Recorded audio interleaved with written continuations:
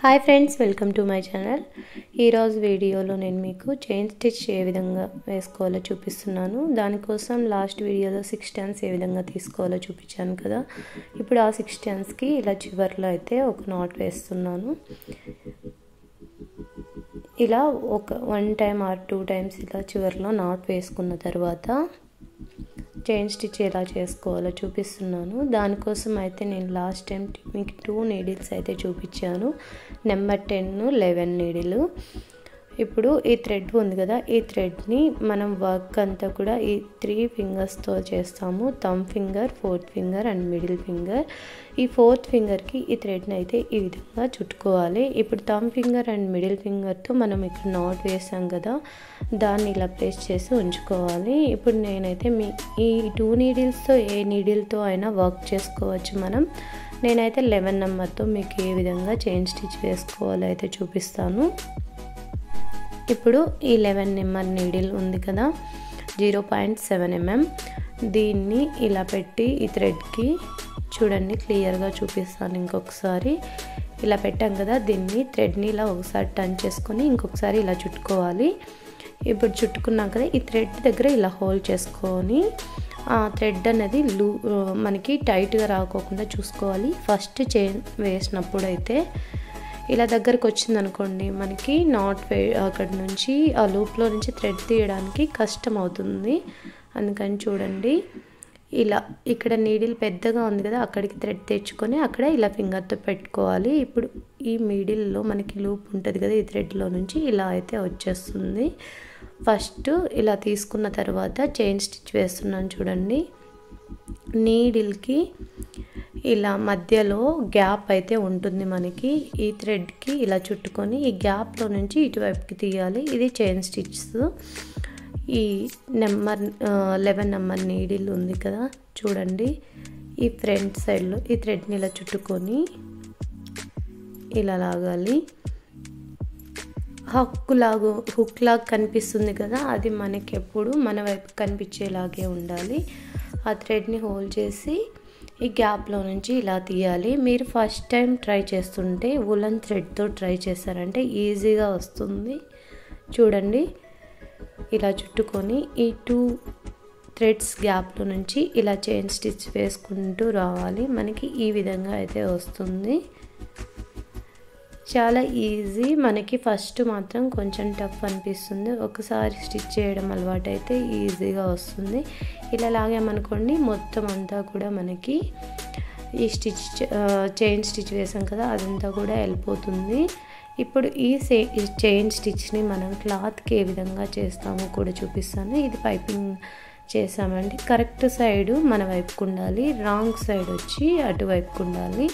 మనం శారీ పళ్ళుకి వర్క్ చేసేటప్పుడు కూడా కరెక్ట్ సైడ్ మన వైపుకు ఉంచుకోవాలి. మనకి పళ్ళు రైట్ సైడ్ నుంచి మనం వర్క్ అయితే స్టార్ట్ చేస్తాం క్రోషే శారీ కుచ్చు. ఇప్పుడు నాట్ వేసినది క్లాత్కి రాంగ్ సైడ్లో ఇలా ప్లేస్ చేసి నీడిల్ని తీసుకొని ఇలా పైనుంచి కిందికి అనాలి. తర్వాత థ్రెడ్ని ఇలా ఒకసారి చుట్టుకొని నీడిల్కి దాన్ని ఇలా పైకి తీసుకోవాలి.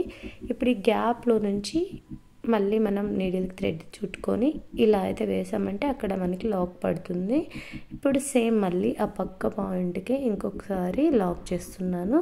ఇప్పుడు మనకి ఒకసారి కాకుండా 2 లూప్స్ వచ్చాయి చూడండి. ఈ 2 లూప్స్లో నుంచి కూడా మనం ఆ థ్రెడ్కి ఇలా నీడిల్కి థ్రెడ్ చుట్టుకొని ఇలా లాగామంటే దీన్ని మనం సింగిల్ క్రోషా అంటాము.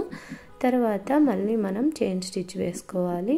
మనం ఈ క్రోషా శారీ కుచ్చు డిజైన్లో చైన్స్ అనేవి కౌంట్ చేసుకుంటూ స్టిచ్ చేయాలి.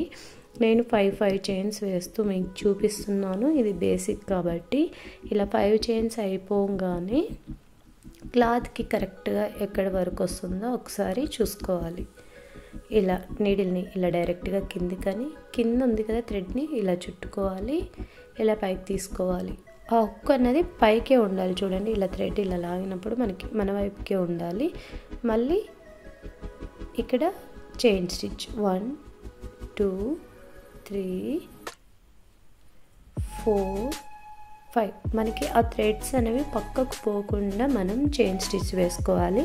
ఫస్ట్ అయితే మీరు ఉలన్ థ్రెడ్తో ట్రై చేయండి, తర్వాత సిల్క్ థ్రెడ్స్తో ట్రై చేస్తే మీకు చాలా ఈజీగా వస్తుంది. తర్వాత క్లాత్కి మళ్ళీ ఫస్ట్ చూపించిన విధంగానే సింగిల్ క్రోసా వచ్చింది. తర్వాత మళ్ళీ కౌంట్ చేసుకుంటూ చైన్ స్టిచ్ వేసుకోవాలి. మనం ఈ బేసిక్ చైన్ స్టిచ్ ఎలా వేయాలో, సింగిల్ క్రోసా ఎలా వేసామో నేర్చుకుంటే మనం క్రోసా వర్క్స్లో ఏ డిజైన్ అయినా ఈజీగా అయితే స్టిచ్ చేయొచ్చు. తర్వాత మనం ఇలా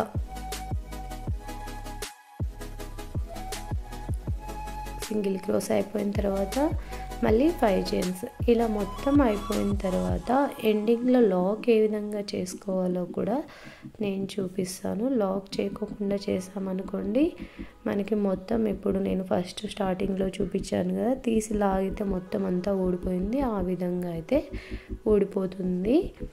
మనం దీనికి మెయిన్గా కౌంటింగ్ చేసుకుంటూ స్టిచ్ చేయాలి. తర్వాత సింగిల్ క్రోసా ఏ విధంగా చూపించాను, తర్వాత లాస్ట్లో లాక్ ఏ విధంగా కూడా చూపిస్తాను. చూడండి, ఇలా చైన్స్ అయిపోయిన తర్వాత ఎండింగ్లో ఒక 2 కానీ 3 కానీ చైన్స్ ఎక్స్ట్రాగా వేసుకొని కొంచెం థ్రెడ్ని ఇటువైపున ఫింగర్తో పట్టుకున్నాం కదా, అటువైపుకి కొంచెం ఎక్స్ట్రాగా ఉంచుకొని ఆ నీడిల్తో ఇలా పైకి అన్నామనుకోండి, అది ఇలా గట్టిగా అంటే అక్కడ లాక్ పడిపోతుంది, మనకి ఇంకా అదైతే ఊడిపోదు ఫ్రెండ్స్. ఇదైతే బేసిక్ చైన్ స్టిచ్ అయితే మీకు ఈ వీడియోలో అర్థమైందని అనుకుంటున్నాను. నెక్స్ట్ వీడియోలో సింపుల్ డిజైన్ అయితే చూపిస్తాను. ఫ్రెండ్స్, మీకు ఈ వీడియో నచ్చితే తప్పకుండా లైక్ చేయండి, షేర్ చేయండి, అలాగే మన ఛానల్ని అయితే సబ్స్క్రైబ్ చేసుకోండి. Thanks friends, thank you for watching.